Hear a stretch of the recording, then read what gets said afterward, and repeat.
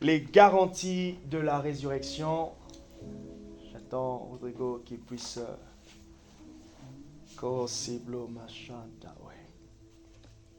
Alors, mon but en tout cas ce soir est de rappeler, revenir rapidement sur ce qu'on a dit, sur ce qu'on a insisté, sur ce qu'on connaît, revenir juste pour une pensée générale sur la résurrection, qui est Christ qui revient de la mort. Le tombeau est vide. Prenez avec moi, le tombeau est vide. Amen. Le tombeau est vide. Jésus n'est pas passé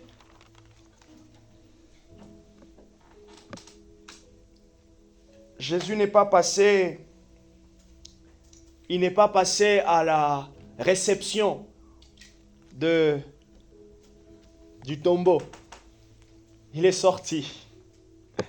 Et il est sorti vivant. Alors, Marc chapitre 16, simplement pour rentrer un tout petit peu dedans et je vais enchaîner. Du 1er au 8e verset. Lorsque le sabbat fut passé, Marie-Madeleine, Marie, mère de Jacques, et Salomé achetèrent des aromates afin d'aller embaumer Jésus. Le premier jour de la semaine, elles se rendirent à la tombe très tôt au lever du soleil. Elles disaient entre elles, « Qui roulera la pierre de l'entrée du tombeau ?» Elles levèrent les yeux et s'aperçurent que la pierre, qui était très grande, avait été roulée. Elles entrèrent dans le tombeau, virent un jeune homme assis à droite, vêtu d'une robe blanche, et elles furent épouvantées. D'autres récits, en tout cas dans les évangiles, ils racontent au fait qu'elles n'ont pas... Le jeune homme qui apparaît ici n'apparaissait pas directement. Et je pense que c'est Luc qui dit, ou Jean qui dit qu'il y avait deux personnes, deux anges, qui apparurent.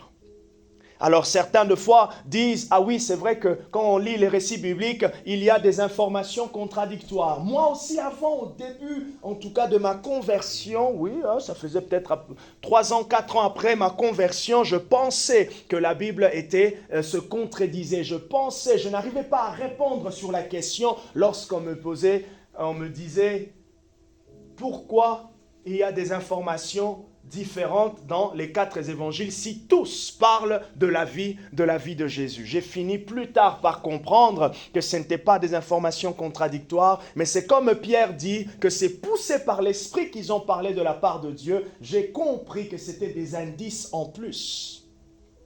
Et comme un élément d'un puzzle pour donner un ensemble complet. Ce que Marc n'a pas pu dire sous l'inspiration de l'Esprit, Jean a pu le dire, Luc a pu le dire et Matthieu a pu le dire. C'est ainsi qu'on peut se retrouver dans l'assemblée comme ça. Il y a 4 prophètes qui reçoivent tous pour une personne. Ils ne diront pas tous la même chose, même s'ils seront tous convaincus de ce que l'autre a reçu. Pourquoi? C'est pour donner un ensemble, un puzzle, quelque chose, une vue d'ensemble pour que la personne voit complètement. C'est pour cela, les écrits de Paul complètent les écrits de Pierre, ainsi de suite. Les écrits de Paul confirment les écrits du prophète Ésaïe et les écrits de Paul confirment ceux du prophète Ézéchiel. Verset 6, il leur dit, ne vous épouvantez pas. Vous cherchez Jésus de Nazareth, le crucifié, il est ressuscité, il n'est pas ici. Voici l'endroit où on l'avait déposé. Mais allez dire à ses disciples et à Pierre qu'il vous précède en Galilée. C'est là que vous le verrez, comme il vous l'a dit. Les femmes sont venues le chercher dans le lieu de sa mort et lui, le jeune homme, les envoie prêcher, dire aux autres qu'il n'est pas ici. Et le message reste encore d'actualité. Mon but ici, c'est de nous plonger dans l'émerveillement de la résurrection. Mon but ici, deuxièmement, c'est de nous emmener à comprendre comment les disciples de Christ nous ont transmis leur compréhension de la résurrection.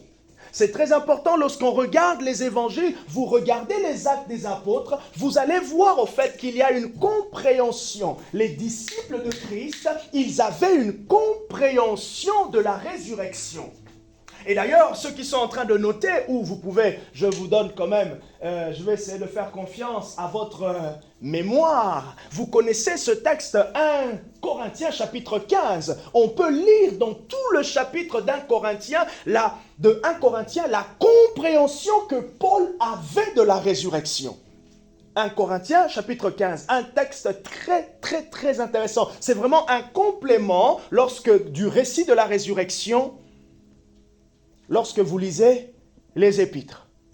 Le Nouveau Testament est un livre qui parle de la résurrection. Je lisais, pour avoir quelques idées, d'ailleurs c'est une petite pub, notre bibliothèque elle est un tout petit peu vide, mais elle va se remplir d'ici en tout cas la semaine prochaine. Mais s'enraciner en Christ, 30 jours pour grandir dans la foi. Dans le chapitre 2 de la résurrection, le chapitre 2 plutôt, il dit des choses intéressantes sur la résurrection. Je vous le lis. Les évangiles contiennent de nombreux témoignages relatifs à la résurrection du Christ. Donc là, on parcourt les 4 évangiles. Secondement, on voit que le livre des Actes. Qu'est-ce qui se passe dans le livre des Actes? Si je nous pose la question ici, les actes des apôtres, c'est quoi? Les actes des apôtres, c'est les actes du Saint-Esprit au travers des apôtres. C'est une autre définition, on est tous d'accord. Mais quand on va plus loin, on comprend en fait que les actes des apôtres, c'est simplement ce qui s'est passé dans Marc 16. Allez dire. Et c'est comme ça qu'on peut trouver la définition la plus simple de l'évangélisation. Je parle de Dieu, mais ce Dieu est-il mort ou il est vivant?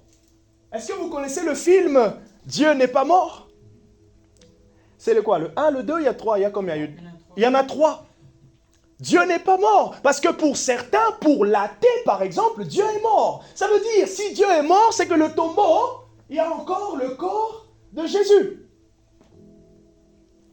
Or, Paul il dit, comment d'autres peuvent dire que la résurrection n'existe pas, sachant qu'au moment où il y a eu la résurrection.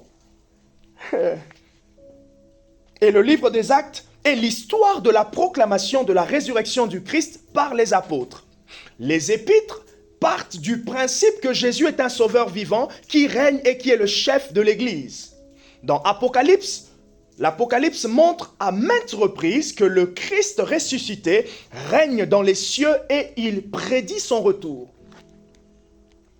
Vous avez vu comment il a divisé, l'auteur en tout cas, a simplifié les 27 livres du Nouveau Testament. Les 4 évangiles expliquent la vie de Jésus et nous emmènent à la résurrection.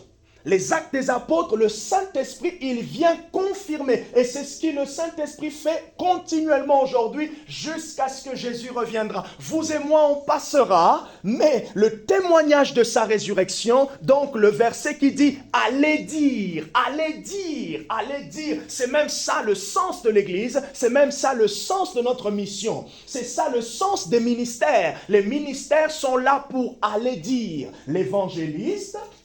Quelqu'un connaît les 5 ministères?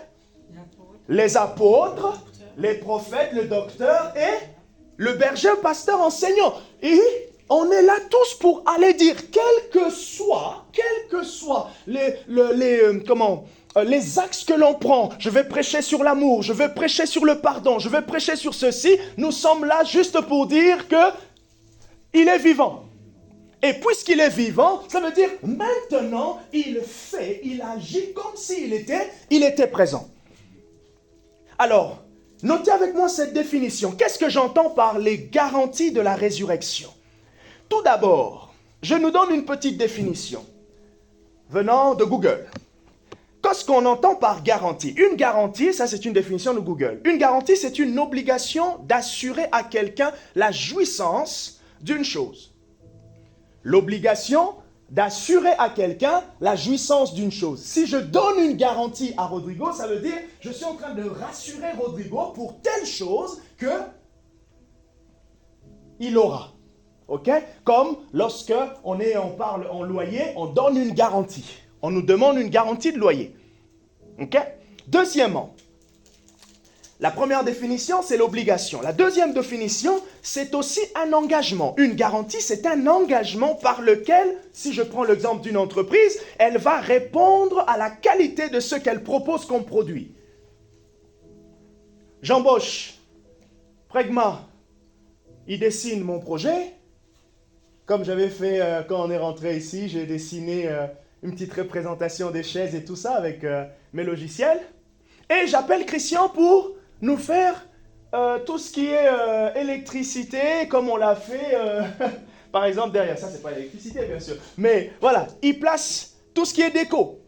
Et Nicole nous fait un bon raccourci du rideau propre. Ça fait 1 an qu'elle est là et c'est après 1 an qu'elle le fait. Bref, c'était une parenthèse. Et donc, Nicole me donne la garantie, comme on s'était entendu le dimanche, je crois, que le mercredi ou la semaine prochaine, elle va emmener ça. Donc, elle prend l'engagement d'être fidèle à la réalisation de son acte. Vous saisissez bien, hein? Vous allez voir, je vais faire le lien avec le spirituel. Troisièmement, une garantie, c'est aussi ce qui constitue une assurance de la valeur. Là maintenant, c'est comme si vous avez un toucher.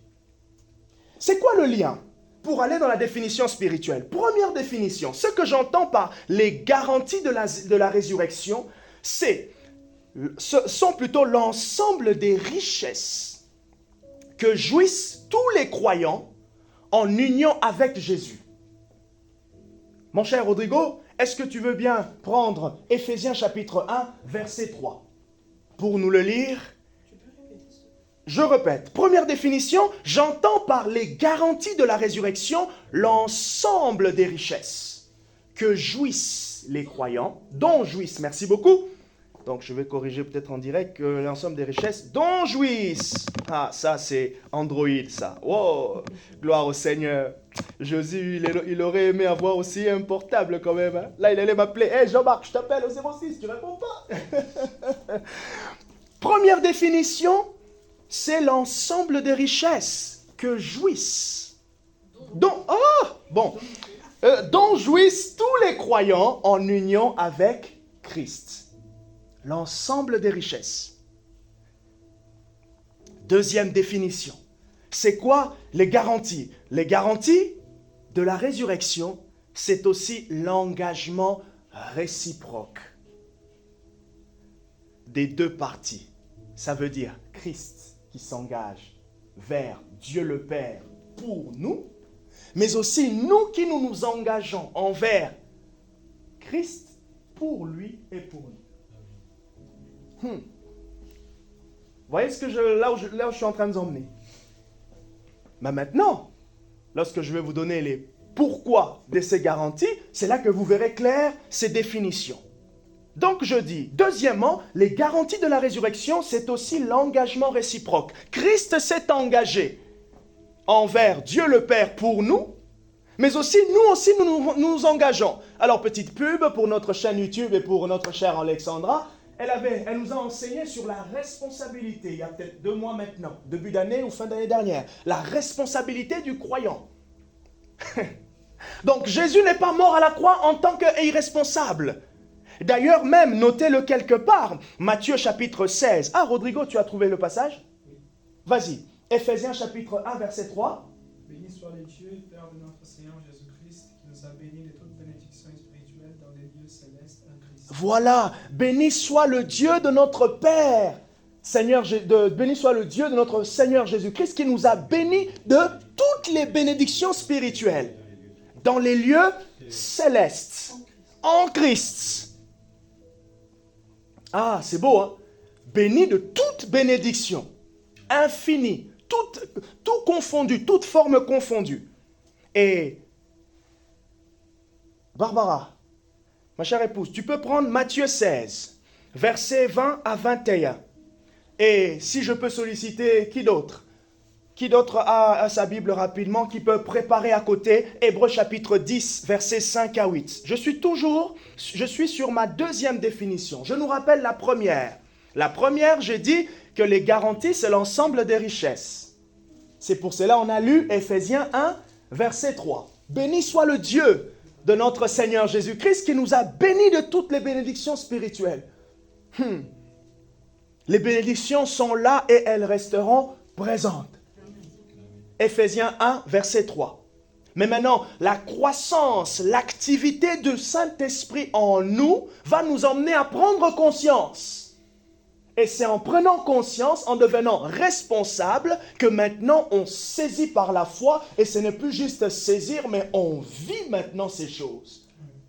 Et c'est là qu'on peut expérimenter un miracle, la guérison, toutes ces choses, et même un cœur en paix, un cœur léger. Et d'ailleurs, un cœur léger et en paix ne veut pas dire l'absence des problèmes à côté. L'absence des difficultés à côté. Je nous invite à faire appel à Paul pour qu'il nous explique un peu son secret. 2 Corinthiens chapitre 4, on y arrive. Et je dis la deuxième définition, c'est l'engagement. Et c'est là qu'on a pris Matthieu chapitre 16, versets 20 à 21 qui dit quoi? C'était Barbara? Matthieu 16, 20 à 21. Voilà les choses qui saoulent l'homme. Matthieu. Ah pardon, oui, si, j'étais au 15. Ah, Matthieu 16. Alors il recommanda aux disciples de ne dire à personne qu'il était le Christ. Voilà. De lors Jésus commença à faire connaître à ses disciples qu'il fallait qu'il allât à Jérusalem, qu'il souffrit beaucoup de la part des anciens, des principaux sacrificateurs et des scribes, qu'il fut mis à mort et qu'il ressuscita le troisième jour. Qu'est-ce qui se passe dans ce passage? Vous connaissez l'histoire? Pierre, Jésus leur pose la question, dites-moi qui je suis. Et les disciples répondent en disant, plutôt les disciples, oui, c'est vrai, prophète, Jean-Baptiste, Élie, ainsi de suite, toute la liste quoi. Ah, c'est De Gaulle, enfin bref, c'était une... ok, De Gaulle, je sais pas, Chirac. Et qu'est-ce que Pierre il dit? Tu es le Fils de Dieu. Le Fils du Dieu vivant. Et là, Jésus saisit l'occasion. Et c'est pour cela, Matthieu, il dit, dès lors, juste après la révélation. Et Jésus, il dit, il commença à les enseigner. À montrer qu'il devait mourir. Pourquoi je vous ai donné ce passage? Pour que l'on puisse comprendre que Jésus savait qu'il allait mourir. Jésus était venu pour mourir. Vas-y. C'est Pragma? Hébreux 10? C'est qui? Ah, c'est peut-être Christian. Hébreux 10. Ce passage, les deux passages, c'est pour nous emmener à comprendre que c'est dans l'engagement de Christ d'aller mourir. Hébreux 10, à partir du verset 5 jusqu'au verset 8. Sûrement Rodrigo, il sait. Il peut me le réciter. En anglais, mais ou en portugais. C'est pourquoi en entrant dans le monde, le Christ dit: tu n'as voulu ni sacrifice ni offrande, mais tu m'as formé un corps. Tu n'as agréé ni holocauste ni sacrifice pour le péché. Alors j'ai dit: voici, je viens dans le rouleau du livre écrit à mon sujet, pour faire, ô Dieu, ta volonté. Voilà. Je viens, ô Dieu, pour faire ta volonté. Même si au départ, il ne connaissait pas quelle était la volonté de Dieu, mais il est venu pour faire sa volonté. Maintenant, l'aide du Saint-Esprit le conduisait jusqu'au bout de la volonté de Dieu, qui était de mourir pour les pécheurs. Donc Jésus savait, Jésus s'est engagé. Alors, je dis ceci dans l'autre sens. En tant que disciples, nous faisons le choix de suivre Christ. Parce que j'ai dit que c'est l'engagement réciproque. Nous faisons le choix de suivre Christ dans le but de communier avec lui dans sa mort à travers la mort à nous-mêmes. Le garantie, c'est l'engagement réciproque. Christ s'est engagé à mourir à la croix. Christ s'est engagé. On aime bien et on connaît ce passage. Je crois que c'est Jean chapitre 19 ou chapitre 20 qui dit « Tout est accompli ». Il a tout accompli. Dans quel but? Il a tout accompli comme un engagement pris, non pas envers nous d'abord, mais d'abord envers Dieu. Et dans ce sens, nous aussi, on s'engage vers lui afin de communier avec lui. Notez quelque part Philippiens chapitre 3, versets 3 à 7. Et notez aussi 2 Corinthiens chapitre 4, verset 12. L'apôtre Paul parle dans 2 Corinthiens 4, versets 7 à 12 de son expérience. Et j'aime bien ce qu'il dit. Il dit, nous sommes abattus. Nous avons connu la mort. Nous avons connu, bref, toutes sortes de difficultés. Et il termine par dire au verset 12, la mort agit en nous afin que la vie agisse en vous. Voilà l'engagement. La mort agit en nous. Et comme s'il est en train de dire, puisqu'il y a une mort qui agit en nous, comment? Au travers de ces circonstances difficiles. Et je nous invite maintenant, prenez Philippiens 3. J'ai dit le verset 7, c'est plutôt le verset Philippiens chapitre 3, versets 7 à 12. Philippiens chapitre 3, versets 7 à 12. Et on peut même aller jusqu'au verset 14. Philippiens 3, verset 14. On connaît bien ce passage. Il dit, pour moi, tout ce qui était pour moi un gain, je les ai rejetés à cause de l'excellence de Christ. À cause de l'excellence de Christ.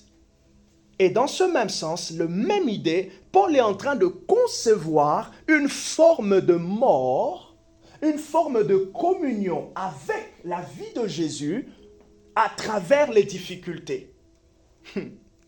C'est pour cela que je peux dire que Dieu ne va pas nous envoyer les difficultés. Mais il y a une forme de communion avec Dieu qui peut venir au travers des circonstances difficiles. Alors, ça veut dire simplement quoi? Ça veut dire que derrière les situations compliquées qu'on ne peut pas maîtriser, nous les traversons avec lui. Et nous avons confiance qu'il est là. Nous avons confiance qu'il nous assiste. Nous avons confiance que sa grâce nous accompagne. Alors, dans ce sens, pour nous, disciples, nous faisons le choix de vivre une vie digne de l'évangile, car c'est une réponse à une vie qui a été affectée par la mort et la résurrection. Je répète. Puisqu'il y a cette communion, nous faisons le choix. L'intervention de Barbara nous a bien aidés. Nous tous, on commence à implémenter ça pour que ça devienne naturel. Nous faisons le choix de vivre une vie digne de l'évangile. T'as envie de dire, mon frère, personne t'oblige. Nous faisons le choix. Quelqu'un a préparé Philippiens 3, 7, merci Prégma. Philippiens 3, 7 à 12. Je pense même que à partir du verset 10, c'est même mieux. Parce que le plus haut, ça sera long pour rien et c'est un détail qui va peut-être nous éloigner de l'essentiel. Donc Philippiens 3, 10 à 12, vas-y. Afin de connaître Christ et la puissance de sa résurrection. Afin de connaître Christ. Avant, il dit quoi? Je fais tout afin de connaître Christ et la puissance de sa résurrection. Vas-y. Et la communion de ses souffrances. Et la communion de ses souffrances. Non, Paul, c'est un peu cru quand même, non? C'est amer tout ça. Vas-y. En devenant conforme à lui dans sa mort. Vas-y. Pour parvenir, si je puis, à la résurrection d'entre les morts. On peut applaudir. Pour parvenir, si je puis. Vous voyez un peu là, le truc que Rodrigo aime bien, là, les répétitions dans les versets. Vous avez... Ouais, il nous a bien pris tout, dans Colossiens. Vous voyez, il dit, on va reprendre. J'aime bien, je suis en train de gérer mon temps là. Mais ne vous inquiétez pas, je vais vous donner les garanties de la résurrection. Les garanties en tout cas de la résurrection. J'en ai 6, je vous nous donnerai tous ce soir. Regardez, sans les expliquer bien sûr, parce que vous savez que si je commence l'explication, mon Dieu. Il dit, mais mon but est de le connaître. lui, donc Jésus, ainsi que la puissance de sa résurrection. Paul insiste et confirme qu'il y a une puissance dans la résurrection. Dans les Actes des Apôtres, je pense que c'est Pierre qui dit que Jésus s'est offert à Dieu et c'est ainsi que par l'Esprit, il a été ressuscité. C'est pour cela qu'il n'y a aucun renoncement à soi-même qui s'opère avec ta propre volonté. J'étais surpris, l'auteur qui s'appelle Andrew Murray, un pasteur anglais qui a beaucoup travaillé, Andrew Murray, je vais le prononcer en anglais, Andrew Murray, un pasteur anglais qui a beaucoup travaillé en Afrique du Sud. D'ailleurs, vous tapez Andrew Murray, vous retrouvez ses écrits sur Internet, gratuit, PDF et tout ça. C'est un excellent écrivain. Il est profond. Alors, je vous dis, très profond. Aussi simple qu'il peut écrire, mais c'est vraiment profond. Il a dit quelque chose. Il dit, le renoncement à soi-même, ce n'est pas se discipliner. J'ai dit, quoi? Il dit non. Le renoncement à soi-même, c'est s'abandonner à l'esprit qui produit en toi. C'est par ton abandon au Saint-Esprit que l'esprit qui est en toi, maintenant, va produire comme conséquence la discipline. Et il a dit, là où nous tous nous échouons, c'est parce que nous mettons notre discipline en avant l'œuvre de l'esprit. On a compris le renoncement, on a compris la mort à nous-mêmes, mais au fait, on a fait dans le process inverse. C'est d'abord l'esprit qui produit. Alors vous allez me dire, mais comment est-ce que l'esprit produit? Qu'est-ce qui se passe? Il y a un élan intérieur. C'est cet élan-là qui va motiver les actions. Et Paul nous montre clairement qu'il y a une communion. Il dit, et la communion de ses souffrances en devenant conforme à lui dans sa mort. Est-ce que ça va? Alors, troisième définition pour finir. Les garanties de la résurrection, c'est aussi l'assurance que Jésus, c'est l'assurance que Jésus nous donne en ce qui le concerne. L'assurance que Jésus nous donne à nous en ce qui le concerne. Alors, ça veut dire quoi? Ça veut dire qu'il nous donne l'assurance qu'il vit à jamais. Ça veut dire qu'il nous donne l'assurance qu'il est assis à la droite de la majesté divine. Je ne me le répète pas. Tu es assis à la droite de la majesté divine. Tu es assis. Non. Paul il dit, c'est le témoignage de l'Esprit qui confirme en vous cette assurance. Jésus nous donne l'assurance que nous avons un libre accès auprès du Père. Nous pouvons nous approcher de Dieu avec assurance. Hébreux chapitre 4, verset 16. Jésus nous donne l'assurance que notre souverain grand prêtre nous représente valablement. Il y a un fossé qui s'est créé au fil des années entre le peuple français et ses politiciens. C'est politique. Et ce fossé a provoqué quoi? A provoqué un déficit de confiance. On a de moins en moins de confiance aux politiques. Et on le voit lors des votes. Vote blanc. Heureusement, moi, je suis clair. Donc, nous avons un souverain grand prêtre qui nous représente valablement. Alors, on va repartir tous avec ces 6 points des garanties de la résurrection. Notez-le, les 6, et nous allons prier pour terminer. C'est comme si je suis en train de renaître là.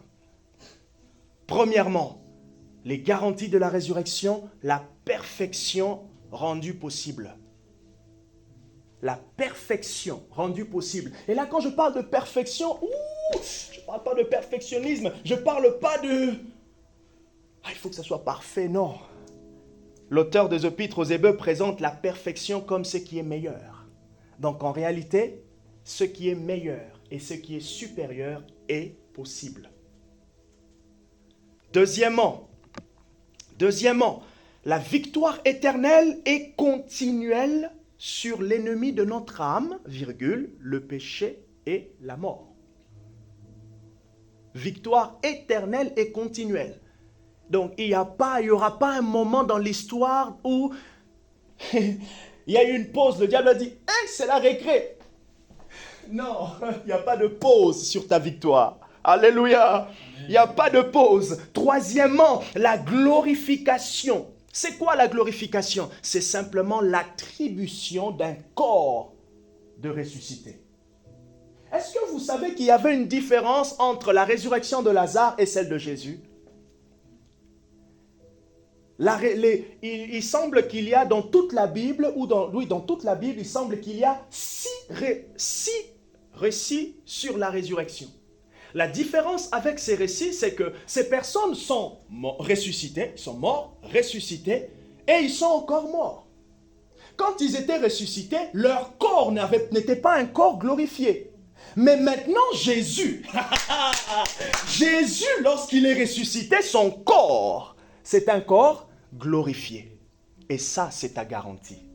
Jean-Marc aussi aura un corps. Un corps ressuscité. Je peux encore endurer d'achoper le Covid, même si je vais... Non, je chasse le Covid, tu ne reviendras plus. Je peux encore endurer d'avoir la fièvre. Je peux encore endurer d'avoir telle maladie. Je peux encore endurer de me réveiller un peu. Ah, les courbatures. Rodrigo m'a fait mal au sport. Je peux encore endurer ça parce que mon corps ressuscité arrive. J'ai dit première garantie, ce qui est meilleur, la perfection rendue possible. Deuxième garantie, c'est quoi? La victoire éternelle et continuelle sur l'ennemi de ton âme. Sur le péché, mais aussi sur la mort. Parce que la mort a été vaincue. Voilà pourquoi nous tous, on va ressusciter. Ah, j'aime voir ce jour-là. Je vais dire, Nicole, tu es là. Vous voyez? Amen. Est-ce que tu es passé là-bas? Tu as pris la glace? La glace des cieux. Hein? Gelato, je sais pas quoi, c'est une petite glace italienne. Hein, Alessandra? Troisièmement, un corps glorifié. Quatrièmement, une espérance vivante. Notez à côté 1 Corinthiens 15. Une espérance vivante. Notre espérance ne trompe point. Pourquoi? Parce que la croix nous donne cette garantie. Puisqu'il vit à jamais, ton espérance n'est pas caduque, ton espérance n'est pas formatée, n'est pas de la persuasion. Ce que le peuple français et les Européens craignent des églises ou de la religion, c'est secte. Ça veut dire, on t'endoctrine avec des choses. Non, nous ne sommes pas dans un endoctrinement, nous sommes dans une espérance qui est rendue vivante par l'Esprit. Et je m'efforce avec l'aide du Saint-Esprit, avec un peu de livres de découverte, de prière, d'essayer d'expliquer au mieux cette espérance. Et comment tu sens que cette espérance est agissante? Parce que l'Esprit qui est en moi est aussi en toi. Amen. Et il est en train de valider mes paroles. C'était le 4e point, je vous donne le 5e et le 6e. Le 5e, c'est la justification. La justification par la foi seule. Et le 6e, c'est la régénération, la nouvelle naissance. C'est pour cela, je vais rencontrer quelqu'un ce vendredi, on va parler, si on arrive à parler de Dieu, on va parler, on peut discuter, il me pose des questions. Je suis dans l'espoir qu'il rencontre la vie. Pourquoi? Parce qu'il vit à jamais. Garantie de la résurrection. J'ai donné 6 points. Le premier, la perfection rendue possible. Le deuxième, la victoire éternelle et continuelle sur l'ennemi de notre âme, le péché et la mort. Le troisième, la glorification des corps. Oui, Rodrigo, il aura sûrement son corps musclé, mais sous une gloire différente. Quatrièmement, une espérance vivante. Cinquièmement, la justification. Sixièmement, la régénération. Marie aura sûrement ses cheveux coupés ou grandes, je ne sais pas. La régénération pour tous ceux qui reçoivent sa parole. La vie éternelle. Voilà les 6 garanties que je voulais nous présenter. Bien entendu, on peut aller plus loin dans l'explication. J'essaierai de m'efforcer d'avoir une deuxième partie pour essayer de détailler ça et qu'on puisse s'imprégner de ça. Pendant qu'on est en train de dire joyeuse Pâques, je suis en train de dire après Gma, il y a quelque chose de meilleur. Pendant qu'on est en train de célébrer, comme Marie nous a conduit tout à l'heure dans la louange, nous sommes en train de dire, il y a une espérance vivante. Voilà pourquoi on prie en langue. Nous sommes en train de dire, nous sommes justifiés. Ça ne dépend pas de ce qu'on a fait dans la journée. Le 5e, c'était la justification par la foi. Est-ce que ça va? Voilà ce que je voulais nous présenter. Une garantie, c'est un engagement. Christ s'est engagé vers toi. Une garantie, c'est une obligation. Une garantie, c'est les acquis et les richesses. Les richesses de la croix. Et les richesses de la croix sont là. C'est pour cela, Paul, Éphésiens chapitre 6, à partir du verset 10 ou verset 13, il peut nous dire « Revêtez-vous de toutes les armes de Dieu !» Revêtez-vous de toutes les armes de Dieu. Alléluia. Je m'arrête là pour ce soir. Ebloshata. Pria di efenemi. Kemelo santa belia kosiarebe. Presenia shantaba.